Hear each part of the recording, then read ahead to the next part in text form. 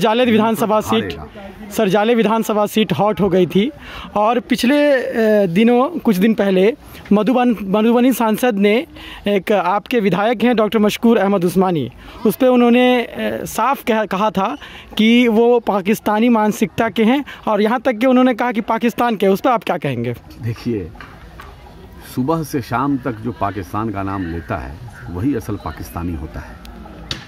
हम मुसलमान हैं तो सुबह से शाम तक अल्लाह अल्लाह करते हैं।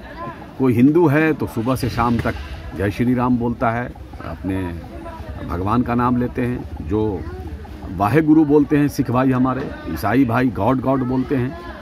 तो जो जिसको प्यार करता है, एक माँ अपने बच्चे को खूब प्यार करती है तो सुबह से शाम तक बच्चे का नाम लेती है। जब वो बाहर रहता है बच्चा तो बेटा को फ़ोन करती है माँ। तो इसी तरह से जो जिससे, एक मजनू अपने लैला से प्यार करता है तो उस लैला को बार बार याद करता है। तो भारतीय जनता पार्टी के नेता जो हैं उनकी लैला पाकिस्तान है, तो वो अपनी लैला को बार बार याद करते हैं। असल पाकिस्तानी तो ये लोग हैं, इनका डीएनए करा लीजिए। है हिम्मत भारत सरकार का, अपने भारतीय जनता पार्टी के नेताओं का, खासतौर से गिरिराज सिंह का। यानी कि आप पूरे भाजपा को पाकिस्तानी बोल रहे हैं? ये है तो ये सब पाकिस्तान से आया हुआ लोग है। एडवाणी जी का सब आया हुआ है। एडवाणी जी कहाँ से आए? ये सब किसके वंशज हैं? भारतीय जनता पार्टी को किसने खड़ा किया? भारतीय जनता पार्टी को इस देश में रथ यात्रा के माध्यम से, विभिन्न कार्यक्रमों के माध्यम से देश भर में किसने फैलाया? एडवाणी जी। एडवाणी जी कहाँ से आए थे? पाकिस्तान से। तो एडवाणी जी के ही सब चेला चपटीना है भाई। तो जड़ कहाँ का है? जहाँ का जड़ वहीं का ना फुनगी। तो ये जो पाकिस्तान का नाम कौन लेता है? नाम पाकिस्तान का बताइए। कोई मुसलमान पाकिस्तान का नाम लेता है क्या? अरे मुसलमान तो पाकिस्तान के ऊपर अपना थूक भी नहीं फेंकना चाहता, क्योंकि उसके थूक का अपमान होगा। पाकिस्तान कुछ है? अरे पाकिस्तान की जितनी आबादी है उतना तो हम लोग पैदल चल के उसको ढूंढ देंगे।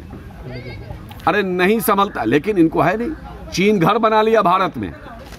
चीन के लिए बॉर्डर पर कोई रोक नहीं, और मेरे भारत का किसान उसके लिए बॉर्डर को रोके हुए हैं। अपने भारतीय के लिए एक बॉर्डर को रोक दिया है, सील कर दिया है, लेकिन चीन के लिए बॉर्डर खोल दिया है, जो अपना घर बना लिया वहाँ। औलाद है वो इंसान बनेगा। जब इंसान अपने माँ के कोख में आता है तो उसको ये नहीं पता होता है कि मैं हिंदू हूँ कि मुसलमान हूँ। सर सुनिए, जब इंसान अपने माँ के कोख में आता है और कोख से बाहर आता है तब तक उसको नहीं पता होता है। जब वो बड़ा होता है, पैदा होता है, बड़ा होता है, तब पता चलता है कि मैं हिंदू के घर में पैदा हुआ, कि मैं मुसलमान के घर में पैदा हुआ, कि मैं सिख के ईसाई घर में पैदा हुआ। क्या अपने माँ के कोख से वो भगवान को, अल्लाह को, ईश्वर को, वाहे गुरु को आवेदन देता है कि मुझे हिंदू के घर में पैदा करो, कि मुसलमान के घर में पैदा करो, कि सिख के, कि ईसाई के घर में पैदा करो? ना, वो तो इंसान के कोख में आता है और इंसान के कोख से जन्म लेता है और इंसानियत के लिए जीता और मरता है। इसमें अगर जो लोग धर्म और नस्ल के नाम पर जो लोग नफरत फैलाते हैं वो इंसान हो ही नहीं सकते, वो जानवर से भी बदतर हैं। सर, इस बार जो मिथिलांचल की 10 सीटें थी उनमें से सारी जो महत्वपूर्ण सीटें थी, जैसे अब्दुल बारी सिद्दीकी साहब थे, यहाँ से मशकूर उस्मानी साहब थे, भोला यादव थे, सारे हार गए। क्या कारण था सर? देखिए, इसका क्या कारण है? जिस सीट को हम 25 साल से नहीं जीत रहे थे वो भी सीट हम जीते हैं पूरे बिहार में। चूंकि आप यहाँ हैं तो यहाँ की बात कर रहे हैं, लेकिन बिहार में ऐसी 10 सीट है जो हम 25 साल, जैसे हम 15 साल के बाद कांटी से इसराइल मंसूरी जीते हैं, 25 साल के बाद नाथनगर से अशरफ सिद्दीकी साहब जीते हैं, वहाँ गोह से हमारा भीम यादव जीता है, वो लगभग 25 साल के बाद। सर, मैं मिथिलांचल की बात कर रहा हूँ, क्या कह रहा हूँ, इसी तरह कह रहा हूँ कि जो हमारी परंपरागत सीट थी जिसके बारे में आप कह रहे हैं कि हम कभी हारते नहीं थे, तो मैंने कहा ना कि इंसानियत हारी है और हम हारे नहीं हैं। ध्यान में रखिएगा, इलेक्शन कमीशन द्वारा, प्रशासन द्वारा ये सब मैनेज था, ये सब खेल किया गया है। बिहार और दुनिया सबों ने देखा है। यानी कि आपका आरोप है डकैती की गई है। आपका आरोप इलेक्शन कमीशन पे है कि उन्होंने आपके साथ दबानी किया। इलेक्शन कमीशन, सीबीआई, ईडी का अलायंस हुआ भारतीय जनता पार्टी से, पूरी दुनिया जानती है। इलेक्शन कमीशन अलायंस पार्टनर है भारतीय जनता पार्टी की। कोई संस्था नहीं बची है इस देश में, सारी संस्थाओं को खत्म कर दिया गया है। देश का लोकतंत्र खतरे में है, संविधान खतरे में है।